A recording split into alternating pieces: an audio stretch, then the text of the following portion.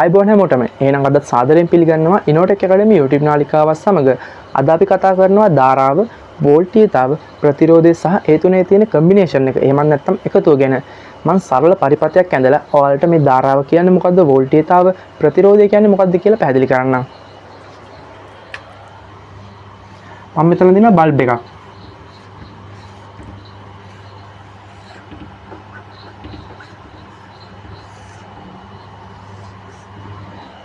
මෙතන තියෙනවා බල්බ් එකක්. ඒ වගේම මෙතන තියෙනවා බැටරි කෑල්ලක්. මේ බැටරිය හරහා තමයි මෙන්න මේ බල්බ් එක දැල් වෙන්න අවශ්‍ය විදුලි ශක්තිය ලබා දෙන්නේ.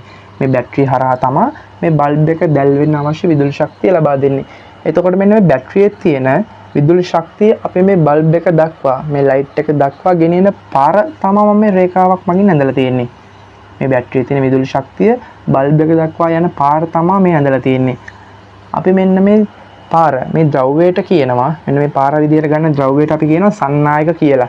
මොකද්ද මේ බැටරියේ තියෙන විදුලි ශක්තිය මේ බල්බ් එක දක්වා යන පාර විදියට ගන්න ද්‍රව්‍යයට අපි කියනවා සන්නායක කියලා. එතකොට මේ සන්නායක විදියට තෝරගන්න ද්‍රව්‍යය මොනවාද අපි? මේ සන්නායක විදියට තෝරගන්න ද්‍රව්‍ය වල තියෙන්න ඕනේ ඉලෙක්ට්‍රෝන. නිදහස් ඉලෙක්ට්‍රෝන බහුලව තියෙන ද්‍රව්‍යය තමයි අපි සන්නායක විදියට තෝරගන්නේ. නිදහස් ඉලෙක්ට්‍රෝන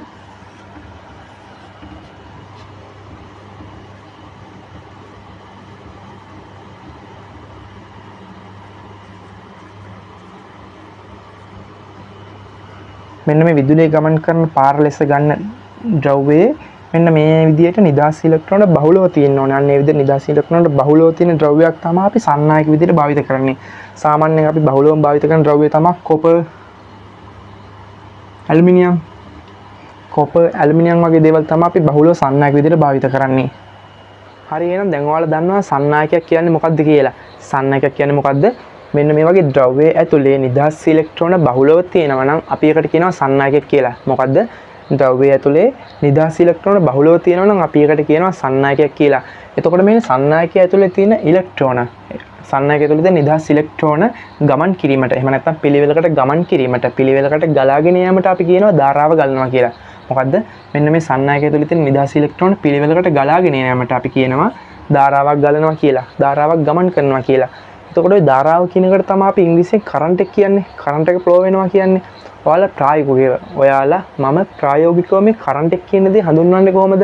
ඇම්පියර් වලින්. ඇම්පියර් 1යි, මේ උපකරණය ඇම්පියර් 2ක් ගන්නවා, මේ උපකරණය ඇම්පියර් 3ක් ගන්නවා කියලා කියනවා නේද? ඇම්පියර් වලින්. ඇම්පියර් 1යි, ඇම්පියර් 2යි, ඇම්පියර් 3යි කියලා කියනවා. එතකොට මෙන්න මේ ඉලක්කමක්, සංඛ්‍යාවක් විදිහට කොහොමද මෙන්න මේ ආරෝපණ ගලාගෙන යෑම? එහෙම නැත්නම් මේ ඉලෙක්ට්‍රෝන ගලාගෙන යෑම කොහොමද අපි මේ ඉලක්කමක් විදියට කියලා තියෙන්නේ? මම ඔයාලට කියන්නම් සරලව මෙන්න මේ ඇම්පියර් 1 කියන දේ හැදුනේ කොහොමද කියලා. මෙන්න මේ වගේ සන්නායකයක ඒකක හරස් කඩක් කරහා, එහෙම නැත්නම් මේ සන්නායකේ මොකක් හරි එක තැනක් ගන්නවා. සන්නායකේ එක තැනක් අරගෙන මෙන්න මේ ඒකක හරස් කඩක් කරහා තප්පරයකදී, ඒ කියන්නේ තප්පරයකදී 1 second, තප්පරයකදී ඒකක හරස් කඩක් කරා තප්පරයකදී කූලෝම් එකක් ගියා නම්, කූලෝම එකක්. ඔය හිතන්න මෙතන ළමෙක් ඉන්නවා. මෙන්න මේ සන්නායකයේ මේ එක ලක්ෂයක ළමෙක් ඉන්නවා. එයා බලනවා එක තප්පරයකදී මෙන්න මෙතනින් කූලෝම එකක් ගියා කියලා. මෙන්න මේ තප්පරයේදී කූලෝම් එකක් ගියා නම්, එක තප්පරයකදී කූලෝම් එකක් ගියා නම් අපි අන්න එතනදී කියනවා ඇම්පියර් එකක් ගියා කියලා. මෙන්න මේ සන්නායකය හරහා ඇම්පියර් එකක් ගියා කියලා. එතකොට මේ කූලෝම් කියන එක දැන් මම කිව්වේ නෑ නේද? මේ කූලෝම් කියන්නේ, බය වෙන්න එපා, කූලෝම් කියන්නේ මෙන්න මේ ඉලෙක්ට්‍රෝන යම් ප්‍රමාණයකට, මෙන්න මේ ඉලෙක්ට්‍රෝන යම් ප්‍රමාණයකට, ඉලෙක්ට්‍රෝන යම් විශාල ප්‍රමාණයකට තමයි අපි මේ කූලෝම් එකක් කියන්නේ. ඉලෙක්ට්‍රෝන විශාල ප්‍රමාණයක් 6.28 වැඩි කිරීම 10/18 මෙන්න මේ වගේ විශාල ඉලෙක්ට්‍රෝන ප්‍රමාණයකට තමයි අපි කූලෝම් එකක් කියන්නේ. මේ ප්‍රමාණය අපිට ගණනය කිරීම වලට වගේ ගන්න බැරි නිසා අපි මෙන්න මේ කූලෝම් එක කියන දේ අරගෙන තියෙනවා සරලව. එතකොට ඇම්පියර් එකක් කියන්නේ මොකද්ද? මෙන්න මේ සන්නායකයේ ඒකක හරස් කඩක් කරහා තප්පරයකදී කූලෝම් එකක් ගියා නම් අපි කියනවා ඇම්පියර් 1යි කියලා. හරි දැන් මම ඔයාලට කියපු දේවල් ටික සරලව කෙටියෙන් මම මේ බෝඩ් එකේ ලියලා තියෙනවා. මොකද්ද? සන්නායකයක ඒකක හරස් කඩක් තුල තප්පරයක් ඇතුළත කූලෝම එකක්. එහෙම නැත්නම් මෙන්න මේ ප්‍රමාණයට ඉලෙක්ට්‍රෝන ගියා නම් අපි ඒකට කියනවා ඇම්පියර් එකයි කියලා. මොකද්ද? සන්නායකයක ඒකක හරස් කඩක් හරහා ඒකක හරස් කඩ තුල තප්පරයක් ඇතුළත කූලෝම එකක්. එහෙම නැත්නම් ඉලෙක්ට්‍රෝන 1000 ඉලෙක්ට්‍රෝන මෙන්න මේ ප්‍රමාණය ගියා නම් අපි ඒකට කියනවා ඇම්පියර් එකයි කියලා. එතකොට ඔයාලට තේරෙනවා මෙන්න මේ ඇම්පියර් කියන එකකේ ආවේ කොහොමද කියලා. සරලවම මේ ඇම්පියර් කියන්නේ මොකද්ද? තප්පරයට කූලෝම එකක්. තප්පරයට කූලෝම්. තප්පරයට කූලෝම් කියන එක තමයි අපි මේ ඇම්පියර් වලින් කියන්නේ. අපි එතකොට මේ ඇම්පියර් 1යි ඇම්පියර් 2යි කියලා හඳුන්වන්නේ මොකද්ද? තප්පරයට යන කූලෝම් ප්‍රමාණය. තප්පරයට කූලෝම් එකක් ගියා නම් ඇම්පියර් 1යි. තප්පරයට කූලෝම් දෙකක් ගියා නම් ඇම්පියර් 2යි. තප්පරයට කූලෝම් 3ක් ගියා නම් ඇම්පියර් 3යි. එන්න මේක තමයි අපි සරලවම ඇම්පියර් වලින් හඳුන්වන්නේ මොකද්ද? තප්පරයකට යන කූලෝම් ප්‍රමාණය. එතකොට මම මේ කියපු දේවල් මගින් ධාරාව කියන දෙයට හරි නිර්වචනයක් අරගෙන මම මෙතන ලියලා තියෙනවා. මොකද්ද? ඒකක කාලයක් තුල ඒකක හරස් කඩක් හරහා ගලා යන ආරෝපණ ප්‍රමාණය ධාරාව වේ. ඒකක කාලයක් තුල ඒකක හරස් කඩක් හරහා ගලා යන ආරෝපණ ප්‍රමාණය ධාරාව වේ. එන්න මේක තමයි අපිට ධාරාවට ගන්න පුළුවන් හරිම නිර්වචනය. මම ආයමත් සැරයක් අර මුලින්ම ඇඳපු විදිහට සන්නායකයක් මම මේ බෝඩ් එකේ ඇඳලා තිනවා. ඒ වගේම මේ සන්නායකය තුළ තියෙන නිදහස් ඉලෙක්ට්‍රෝන ප්‍රමාණයක් ඇඳලා තිනවා. මෙන්න මේ නිදහස් ඉලෙක්ට්‍රෝන ගමන් කිරීමට අපි මොකක්ද කිව්වේ? ධාරාව කියලා. හැබැයි මේ සන්නායකය ඇතුළේ නිදහස් ඉලෙක්ට්‍රෝන තියෙනවා නම් ඒ නිදහස් ඉලෙක්ට්‍රෝන නිකන් තිබ්බ පළියට සන්නායකයේ තිබ්බ පළියට ඒ නිදහස් ඉලෙක්ට්‍රෝන ගමන් කරන්නේ නැහැ. මෙන්න මේ සන්නායකයට අපි පිටතින් ශක්තියක් පිටතින් පීඩනයක් පිටතින් තල්ලුවක් දුන්නොත් තමයි මෙන්න මේ නිදහස් ඉලෙක්ට්‍රෝන ගමන් කරන්නේ. මොකද්ද මේ සන්නායකයට පිටතින් ශක්තියක් පීඩනයක් තල්ලුවක් දුන්නොත් තමයි මෙන්න මේ නිදහස් ඉලෙක්ට්‍රෝන ගමන් කරන්නේ. මෙන්න මේ අපි පිටතින් දෙන ශක්තිය අපි V කියලා හඳුන්වනවා. එතකොට මෙන්න මේ පිටතින් දෙන පීඩනය තමයි V. අපි මොකද්ද වෝල්ට් කියලා කියන්නේ? සරලවම කිව්වොත් සන්නායකයේ තියෙන නිදහස් ඉලෙක්ට්‍රෝන ගමන් කරන්න අපි ඒ සන්නායකයට දෙන තල්ලුව එහෙම නැත්නම් පීඩනයට තමයි අපි වෝල්ටීයතාව කියලා හඳුන්වන්නේ. ඇත්තටම කිව්වොත් මෙන්න මේ වෝල්ටීයතාව කියන දේ අපිට මීට වඩා සංකීර්ණව කතා කරන්න තියෙනවා. අපි ඒක ඉස්සරහට කතා කරමු. ඔයාලා දැනට දැනගන්න ඕනේ මෙන්න මේ සන්නායකයේ තියෙන නිදහස් ඉලෙක්ට්‍රෝන ගමන් කිරීමට අපි පිටතින් දෙන ශක්තිය තමයි අපි මෙන්න මේ වෝල්ට් කියලා හඳුන්වන්නේ. අපි කලින් ධාරාව කියන්නේ කරන්ට් එක අපි කිව්ව නේද? ඇම්පියර් 1යි ඇම්පියර් 2යි කියලා. ඔයාලා මෙන්න මේ ඇම්පියර් 1 ඇම්පියර් 2 කියන දෙක දැකලා තියෙනවා. ඒ වගේම මේ V කියන එකත් නිතරම දැකලා තියෙනවා. 12 වෝල්ට් 24 වෝල්ට් වගේ දැකලා තියෙනවා. මම මෙතනදී මේ ඇම්පියර් එක කියන එක ඔයාලට හඳුන්වනවා. මොකද්ද? තප්පරයක් කරහා තප්පරයකට කූලෝම් එකක් යන එක. තප්පරයකට යන කූලෝම් ප්‍රමාණය තමයි මම මෙන්න මේ ඇම්පියර් වලින් හඳුන්වන්නේ. මෙන්න මේ වෝල්ට් කියන්නේ මොකද්ද? සරලවම වෝල්ට් කියන්නේ අපි දෙන ශක්තිය කියලා මම කියවනේ ඔයාලට. මෙන්න මේ දෙන තල්ලුව ශක්තිය තමයි වෝල්ට් වලින් හඳුන්වන්නේ. අපි ශක්තියම ඉන්නේ මොකෙන්ද? ශක්තියම ඉන්නේ ජූල් වලින්. මම ගන්නවා 12 වෝල්ට් පද්ධතියක්. 12 වෝල්ට් පද්ධතියක් ගන්නවා. ඒ කියන්නේ වෝල්ට් 12ක පද්ධතියක් ගන්නවා. මේ පද්ධතිය වෙන දේ මම සරලව කියන්නම්කෝ. මෙන්න මේ 12 වෝල්ට් පද්ධතිය වෙන්නේ අපේ කූලෝම එකකට. අපි මෙන්න මෙතනදී කිව්වේ මේ කූලෝම් එකකට අපි දෙනවා ජූල් 12ක්. මෙන්න මේකට තමයි වෝල්ට් 12 කියන්නේ. මොකද්ද? කූලෝම් එකකට තමයි අපි දෙනවා ජූල් 12ක්. කූලෝම් එකකට ජූල් 12ක් දෙන එකට තමයි අපි මේ වෝල්ට් 12 කියන්නේ. එතකොට මෙන්න මේ පද්ධතියෙම කූලෝම් දෙකක් යනවනම් එතකොට කූලෝම් දෙකේ කොච්චර ශක්තියක් තියෙනවද? මේ පද්ධතියෙම මේ මෙන්න මේ බැටරියෙම කූලෝම් දෙකක් යනවනම් ඒකේ තියෙන ශක්තිය 12 24යි. මේ පද්ධතියේ කූලෝම් දෙකක් යනවනම් ඒ පද්ධතියේ තියෙනවා 24 ජූල් ශක්තියක්. එතකොට අපිට මේ වෝල්ට් කියන එකකේ කියන්න පුළුවන්. මේ ඇත්තට මේ වෝල්ට් කියන්නේ කූලෝමයට ජූල්. කූලෝමයට දෙන ජූල් ප්‍රමාණය තමයි අපි මේ වොට් කියලා හඳුන්වන්නේ. වෝල්ට් කියලා. කූලෝමයට දෙන ජූල් ප්‍රමාණය තමයි වෝල්ට් කියලා හඳුන්වන්නේ. ධාරාව හැඳින්වුවා තප්පරයට යන කූලෝම් ප්‍රමාණය. තප්පරයකට යන කූලෝම් ප්‍රමාණය අපි මෙන්න මේ ඇම්පියර් වලින් මෙහෙම හඳුන්වලා තියෙනවා. ඒ වගේ මෙන්න මේ කූලෝමයකට දෙන ජූල් ප්‍රමාණය තමයි අපි මේ වෝල්ට් වලින් හඳුන්වලා තියෙන්නේ. සන්නායකය තුළ තියෙන නිදහස් ඉලෙක්ට්‍රෝන ප්‍රමාණයට දෙන පිටතින් දෙන තල්ලුව තමයි වෝල්ට් කියන්නේ. සරලවම තේරුම් ගන්න ඕනේ දේ තමයි සන්නායක ඇතුලේ තියෙන නිදහස් ඉලෙක්ට්‍රෝන ප්‍රමාණයට පිටතින් සන්නායක ඇතුලේ තියෙන නිදහස් ඉලෙක්ට්‍රෝන වලට ගමන් කරන්න ධාරාවක් විදිහට ගමන් කරන්න අපි පිටතින් දෙන්න ඕන ශක්තිය තමයි අපි මේ වෝල්ට් කියලා හඳුන්වන්නේ. එතකොට අපි මේ වෝල්ට් මේකත් අපි ඉලක්කමක් විදිහට නේ පාවිච්චි කරන්නේ. මෙන්න මේ ඉලක්කමක් විදිහට පාවිච්චි කරන දේ තමයි මම මෙතනට කිව්වේ. දැන් ඔයාලා දන්නවා ධාරාව කියන්නේ මොකද්ද? වෝල්ටීයතාව කියන්නේ මොකද්ද කියලා. මෙන්න මේ සන්නායකය ඇතුලේ තියෙන ඉලෙක්ට්‍රෝන ගලාගෙන යන එකට අපි ධාරාව කිව්වා. මේකට අපි එළියෙන් දෙන්න ඕනේ කිව්වා V කියලා පීඩනයක්. V කියලා තල්ලුවක්. හැබැයි මෙන්න මේ විදිහට V කියලා තල්ලුවක් දුන්න පමණින් මේ ඉලෙක්ට්‍රෝන වලට නිදහසේ කිසිම කරදරයක් නැතුව ගමන් කරන්න බෑ මේ සන්නායකය ඇතුලේ. මේ සන්නායකය ඇතුලේ තියෙන මේ ඉලෙක්ට්‍රෝන ගමන් කිරීමට එහෙම නැත්නම් මේ ධාරාව ගමන් කිරීමට බාධාවක්. මෙන්න මේ ඒකට හේතුව මෙන්න මේක ඇතුලේ පරමාණු තියෙනවා. තව ඉලෙක්ට්‍රෝන තියෙනවා. තව ද්‍රව්‍ය තියෙනවා. මෙන්න මේ වගේ වැඩි තමයි මෙන්න මේ ඉලෙක්ට්‍රෝන ගමන් කරන්නේ. එතකොට මේ ඉලෙක්ට්‍රෝන වල නිදහසේ කිසිම කරදරයක් නැතුව මේක ඇතුලේ ගමන් කරන්න බෑ. මේකට කරදරයක් ඇති වෙනවා. මේකට බාධාවක් ඇති වෙනවා. එන්නේ බාධාවට තමයි අපි කියන්නේ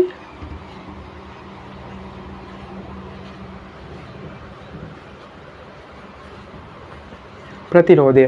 මොකද්ද ප්‍රතිරෝධය කියන්නේ? සන්නායකයේ ඇතුලේ ධාරාව ගමන් කිරීමට ඇතිවන බාධාව අපි ප්‍රතිරෝධය කියලා හඳුන්වනවා. සන්නායකයේ ඇතුලේ ගමන් කරන ඉලෙක්ට්‍රෝන වලට තියෙන බාධාව තමයි ප්‍රතිරෝධය. අපි ඒකට කියනවා රෙසිස්ටන්ස් කියලා. අපි ඒක මනින්නේ ඒකකයේ තමයි ඕම්. ප්‍රතිරෝධය මනින්නේ මොකෙන්ද? ඕම් වලින්. ප්‍රතිරෝධය රෙසිස්ටන්ස් කියලා කියනවා. අපි ඒක මනිනවා ඕම් වලින්.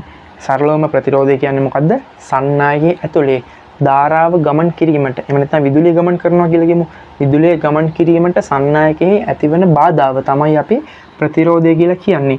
මෙන්න මේ ප්‍රතිරෝධය කෙරෙහි මේ බලපාන සාධක කිහිපයක් තියෙනවා. මෙන්න මේ සන්නායකයේ හදලා තියෙන ද්‍රව්‍ය මේක තඹ වලින්ද මේක රත්තරන් වලින්ද මේක ඇල්මිනියම් වලින්ද කියන එක බලපානවා මේ ප්‍රතිරෝධය කෙරෙහි ප්‍රධානවම. ඒ වගේම මෙන්න මේ සන්නායකයේ දිග මෙන්න මේ සන්නායකයේ දිග බලපානවා. ඒ වගේ මෙන්න මේ සන්නායකයේ හරස්කඩ වර්ගඵලයේ මේ සන්නායකයේ ප්‍රමාණය බලපානවා. මෙන්න මේ ප්‍රතිරෝධය කියලා මොනවාද මේ ප්‍රතිරෝධ බලපාන්නේ? මේ සන්නායකයේ හදලා තියෙන ද්‍රව්‍ය බලපානවා. සන්නායකයේ දිග බලපානවා. සන්නායකයේ වර්ගඵලය හරස්කඩ වර්ගඵලයේ ප්‍රමාණය බලපානවා ප්‍රතිරෝධය කියලා. ඒතකොට දැන් මොනවද දන්නේ? මම ඔයාලට මුලින්ම කිව්වා ධාරාව. අපි ධාරාව කරන්ට් කියන එක හඳුන්වනවා I අකුරේ. I මනිනවා A වලින් ඇම්පියර් වලින්. ඊට පස්සේ අපි කතා කරා වෝල්ටේජ් එක ගැන. වෝල්ටේජ් එකේ තියෙන එකකේ තමයි වෝල්ට්. අපි වෝල්ටේජ් එක මනිනවා වෝල්ට් වලින්. ඒ වගේම දැන් අපි කතා කරා රෙසිස්ටන්ස් ප්‍රතිරෝධය. ප්‍රතිරෝධය අපි මනිනවා ඕම් වලින්. අපි දැන් දන්නවා VIR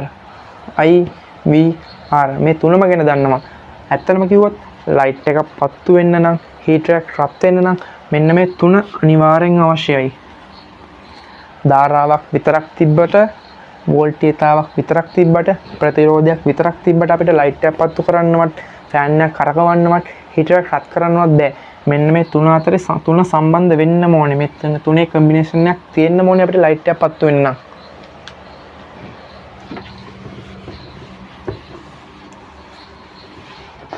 කරපු VIR කියන දේවල් තුන අතර තියෙන සම්බන්ධය මොකක්ද කියලා බලමු.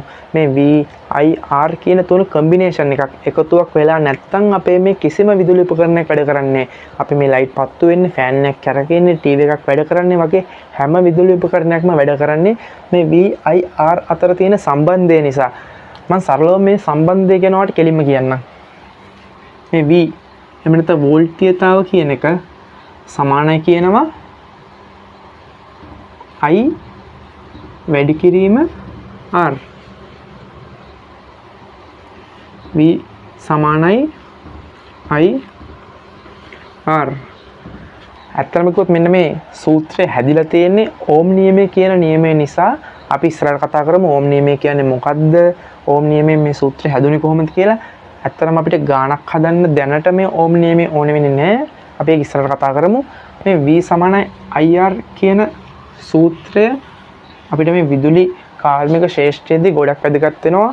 ප්‍රායෝගිකවත් භාවිත වෙනවා. හැම තැනදීම භාවිත වෙන දෙයක්. මොකද්ද කියන්නේ? V සමානයි I වැඩි කිරීම R. ධාරාව ප්‍රතිරෝධයෙන් වැඩි කරාම වෝල්ටීයතාව වෙනවලු. මම අදින්නම් මෙතන පොඩි පරිපතයක්.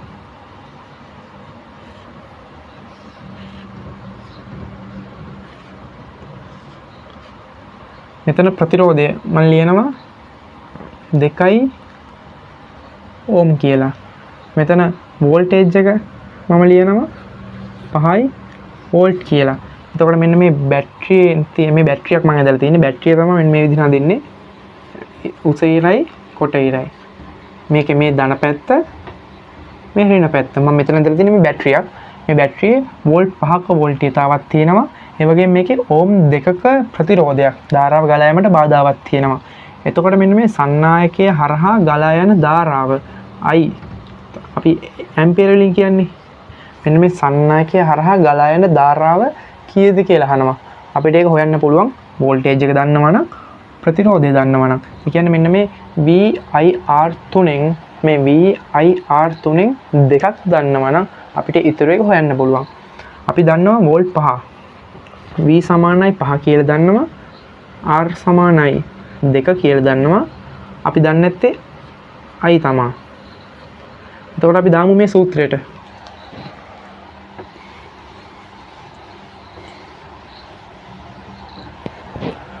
V කියන්නේ 5යි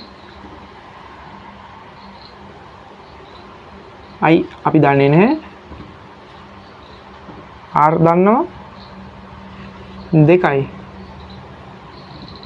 2යි I මේ පැත්තේ 5යි.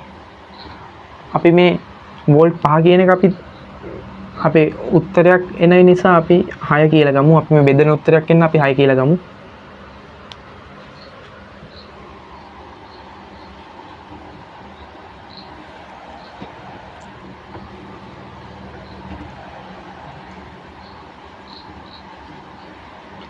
එතකොට මෙන්න මේ I තනි කර ගන්නවා. දෙක යවනවා මේ පැත්තට. I සමානයි 6 දෙකෙන් බෙදුනම 3යි. ඇම්පියර් 3යි. එතකොට අපි මේ සූත්‍රයට දාලා අපි හෙව්වා මෙන්න මේකේ ධාරාව. මේකේ ධාරාව තමයි ඇම්පියර් 3යි.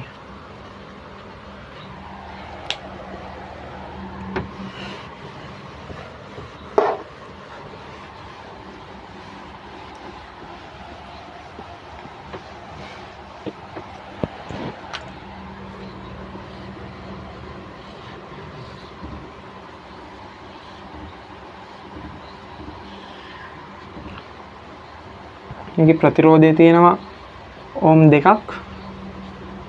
ධාරාව තියෙනවා ඇම්පියර් 5ක්. අපිට කියනවා වෝල්ටේජ් එක හොයන්න කියලා.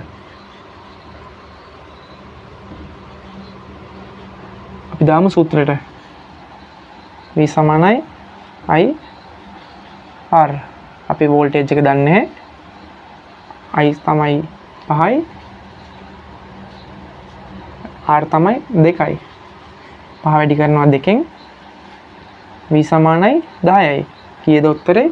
මෙතන වෝල්ටේජ් එක කීයද? වෝල්ට් 10යි. අපි මෙන්න මේ V සමානයි I R කියන තුන එකතු කරලා ගත්ත සූත්‍රයෙන් ගණන් හදන්නේ මෙහෙමයි. හරි එහෙනම් අපි අදට අපේ වීඩියෝ එක නවත්තමු. ඉක්මනටම අපි වීඩියෝ එකකින් අලුත් වීඩියෝ එකකින් හම්බෙමු. අපේ මේ තුන්වෙනි වීඩියෝ එක අපි පරක් වෙන්න හේතුවක් වුණා පොඩි අසනීප ගතියක්. දැන් ඒ අසනීප තත්ත්වය හොඳයි. අපි හතරවෙනි වීඩියෝවේ ඉක්මනටම හම්බෙමු. එතකන් අපිත් එක්ක රැඳිලා ඉන්න අපිව subscribe කරන්න ස්තුතියි.